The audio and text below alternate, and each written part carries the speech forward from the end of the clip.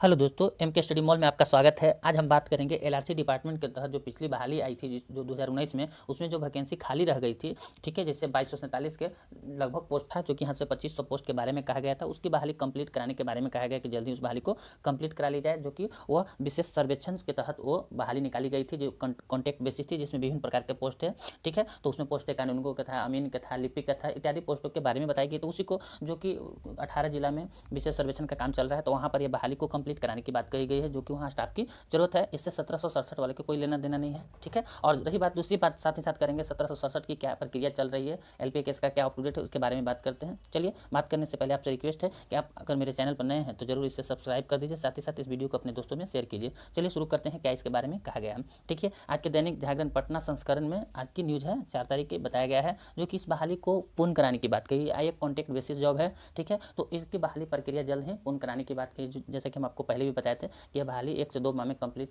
करा ली जाएगी। तो जिनका भी इसमें क्वालिफिकेशन है वो अपने लिए देख लीजिएगा, ठीक है। तो हम ऐसे तो पिछला वीडियो में भी आपको बताए थे कि क्या क्वालिफिकेशन किस पोस्ट के लिए क्या है और कितना एज लिमिटेशन है, ठीक है। एक कॉन्ट्रैक्ट बेसिस जॉब है, कुछ दिन के लिए सर्वेक्षण के लिए काम पर लगाया जाता है। देखिए, बिहार में कॉन्ट्रैक्ट बेसिस भी रहता है, तो आगे तक जाके वो परमानेंट ही हो जाता है।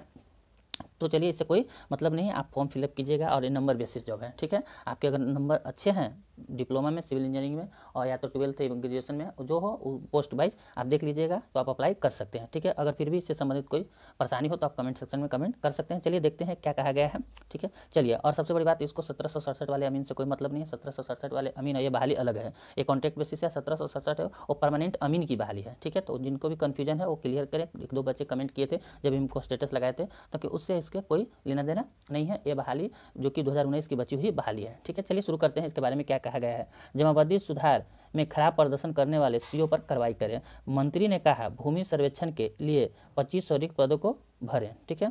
चलिए इसके बारे में डिटेल देख लेते हैं।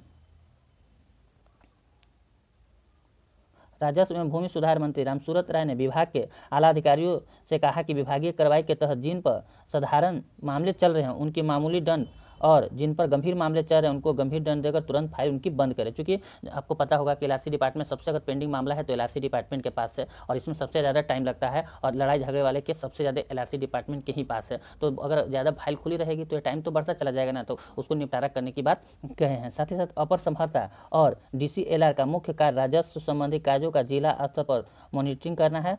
जिनके अधिकारी क्षेत्र में रेवेन्यू ऑफिसर कर्मी द्वारा लापरवाही बरती जा रही है उनको मॉनिटरिंग के लिए जिम्मेदार अपर समहर्ता डीएसएलआर पर अब कार्रवाई की जाए। मंत्री ने कहा, विभागीय अधिकारियों को ऑनलाइन सेवाओं में जैसे कि दाखिल खारिज, परिमार्जन, लगान रसीद की गहन समीक्षा कर सबसे ज़्यादा आवेदन रद्द करने मामले को, देखिए नेक्स्ट क्या है, मामले को लटका कर रखने और देर से आवेदन निपटाने वाले अंचल अधिकारियों की पहचान कर उन सभी कैटेगरी में सबसे खराब प्रदर्शन करने वाले अंचल अधिकारियों पर कार्रवाई करने का निर्देश दिया है।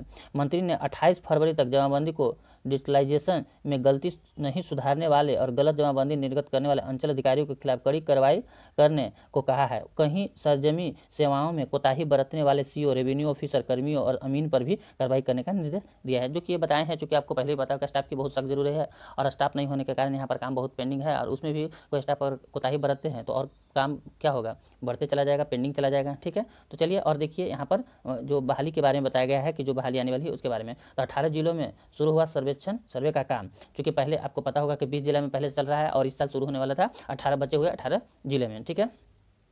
चलिए, मंत्री भूमि सर्वेक्षण का काम तेजी से लाने के लिए भू अभिलेख और परिमाप निदेशालय से करीब 2500 रिक्त पदों को भरने का काम तुरंत करने को कहा है। भूमि सर्वेक्षण के पदों के लिए वर्ष 2019 में विज्ञापन निकाला गया था, और वर्ष 2020 में शिविर में आयोजन पदस्थापित कर दिया गया था। इसमें करीब 2500 पद रिक्त रह गए थे। अब जब दूसरे चरण के 18 जिलों में सर्वेक्षण का काम शुरू किया गया है तो उन पदों को भरना अति जरूरी हो गया है।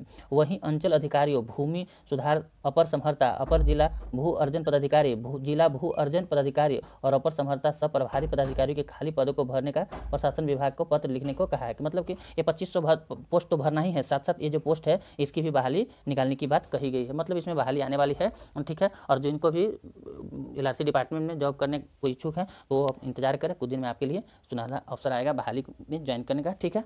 चलिए, और साथ साथ इसमें देख लेते हैं क्या कहा गया है।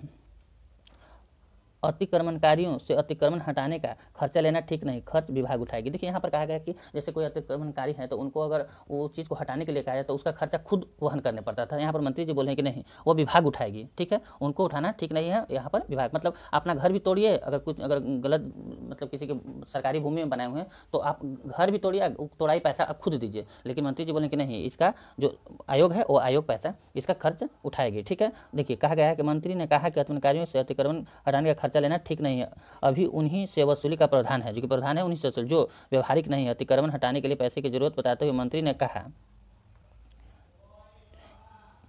कि एक्ट में संशोधन करने की जरूरी है। ठीक है, यही बात को यहाँ पर बताया गया है। जैसे कि ज़्यादा देखेंगे तो वीडियो लंबा हो जाएगा। ठीक है, चलिए हम बात कर लेते हैं अब इसके साथ ही साथ। तो जो देखिए सबसे बड़ी बात है, यहाँ पर बहाली आने वाली है, तो जो बहाली के इंतजार में उनके लिए बड़ी खुशखबरी है, जो कि जो भी स्टूडेंट हैं, ठीक है, तो मेरे चैनल से जुड़ जाइए। जैसे ही अपडेट आएगा, जैसे ही नोटिफिकेशन आएगा, हम आपको सबसे पहले बताएंगे। चलिए बात करते हैं अब हम 1767 के LPA केस अपडेट के बारे में। देखिए जैसा कि आपको पता होगा कि थोड़ा सा वर्चुअल केस के कारण, ठीक है, वो डिले चल रहा है, तो थोड़ा सा टाइम लगने की संभावना है और आशा है कि कुछ दिन में यह जब जो वर्चुअल है इसको खत्म कर दिया जाएगा तो आपकी जो सुनवाई है वो जल्द की जाएगी। तो थोड़ा सा इंतजार करने की जरूरत है, थोड़ा सा वेट कीजिए। अभी तक ऐसे जो पता चला है हमें अपडेट की जल्द ही आपको मतलब इसके लिए केस का जो डेट है वो जल्द मिल जाएगा। ठीक है, फिर भी थोड़ा सा इंतजार कीजिए, धैर्य रखने की जरूरत है। हम आपके साथ हैं, कल भी थे, आज भी और आगे भी रहेंगे, टेंशन नहीं लीजिए। थोड़ा सा धैर्य रखिए। क्या कीजिएगा, थोड़ा सा किसी दूसरे के परेशानी को आप उसके बदले में आप परेशानी झेल रहे हैं, कोई और आपको परेशान कर रहा है अपोजिशन वाले, और उसकी परेशानी आपको झेलने पड़ रहा है, तो थोड़ा सा इंतजार करने की जरूरत है, वेट कीजिए। जैसे ही कोई अच्छा अपडेट आएगा तो हम आप लोग को बताएंगे।